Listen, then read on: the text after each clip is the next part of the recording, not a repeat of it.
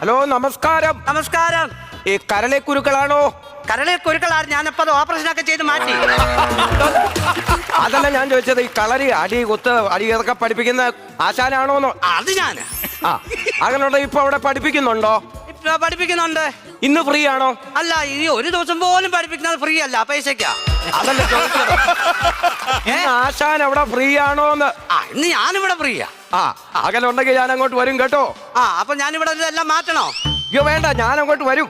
പോരെ പോരെ, കുഴപ്പമില്ല. അതിനിടയ്ക്കൂടെ പെണ്ണുമ്പിള്ളയുടെ ഒരു കോള്.